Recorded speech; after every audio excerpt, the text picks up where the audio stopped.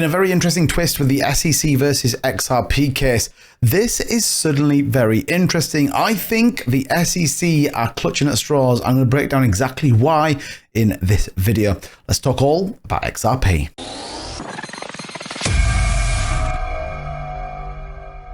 What's going on, everybody? Welcome back to the channel. Don't forget that like and subscribe button so you can stay up to date with everything breaking when it comes to crypto, XRP, and much more. Now, in this video, I want to take a look at the SEC case and why $2 billion is believed to have been requested from the SEC, and ultimately why I think it is nonsense and that it won't be paid. But first, let's take a look at the cryptocurrency market. A nice little move today, over 4.5%.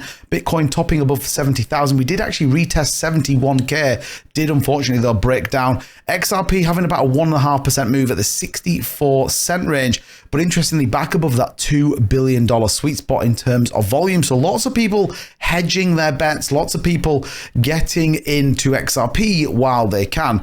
Now, I don't know if you saw the news today, but ultimately we saw this. We got breaking news. The SEC seeks $2 billion from Ripple Labs chief legal officer. Says this is all down to the kind of outcomings of those documents that we did, and ultimately what has been alleged. Stuart Alderity coming here and ultimately saying this is what we expect to see. Also, Brad Garlinghouse chipping in that potentially this is what Ripple will go after, what the SEC will go after. Now, what's interesting with this amount, and I want to bring you to ultimately what we see with the SEC, and this is total money audited. So you can see here the blue documents or the blue columns are penalties, so what the SEC issued companies with, and the disgorgement is ultimately what they claimed in terms of, if you like, damages or on top of that. And you can see that this is a huge amount of money. This is in the millions.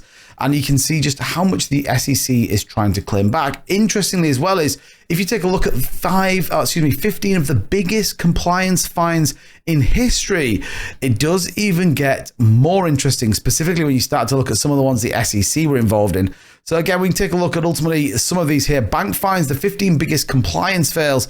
There is only a couple within this that are related back to the SEC. The worst being the Bank of America at $30.6 billion. But if they were to truly claim a $2 billion price tag, ultimately it puts us in the realms of around the Credit Suisse and the Libor price fix scandal, and would be one of the top 10 fines in the history of both the SEC and the financial construct, which is why it's nonsense. It's why it's not going to happen. Yes, the SEC can give that claim that they want to try and go back, but ultimately we know that that's not going to be the case. We know that simply this is just built on the back of the CZ Binance case where $4 billion was ultimately claimed back. This is very different. However, CZ, in the greatest respect, did some things he shouldn't have done. There was absolutely a world in which he broke the law and therefore should pay for it. XRP is not done that. They are claiming it is the sales of the token and it is therefore classed as a security. And this for me is why I am even more bullish on XRP, that it's hard not to, given that the SEC is just wavering random numbers around. You know, $2 billion would be a huge top 15 issued fine from the SEC in the history of the financial banking sector. Do you truly believe that's going to happen? Do we win in a world where we get ETFs on one hand and the biggest fine probably issued out to a cryptocurrency project from the SEC? Very interesting. Certainly Brad Garlinghouse is in a world where he says Gary Gensler's SEC has repeatedly acted outside of the law, not going unnoticed by judge admonishing the agency for a gross abuse of power entrusted to it by Congress. And that being the debt box case. We talked about that the other day. Ultimately, the SEC losing once again and ultimately having to pull out of that because they were classed as having falsified information and testimonies within that. And it says, and for acting without faithful allegiance to the law. And that is the Ripple case. It says, let's not also forget Gensler's lack of attention to the SBF fraud.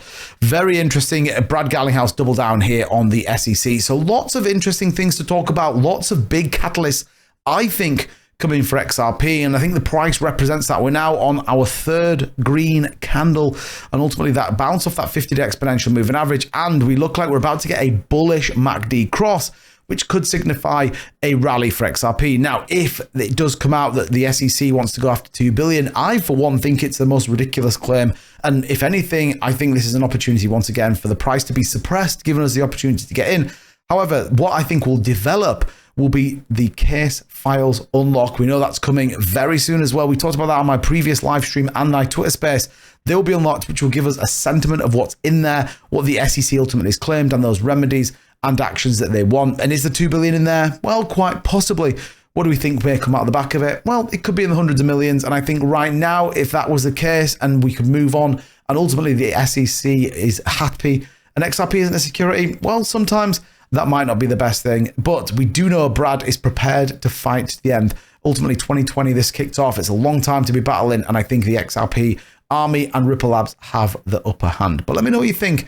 It could be a very interesting week for XRP, both in terms of price and legal standing.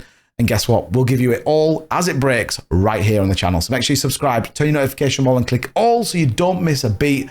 And as ever, thank you so much for watching this video. I'll see you guys all in the next one. Bye-bye.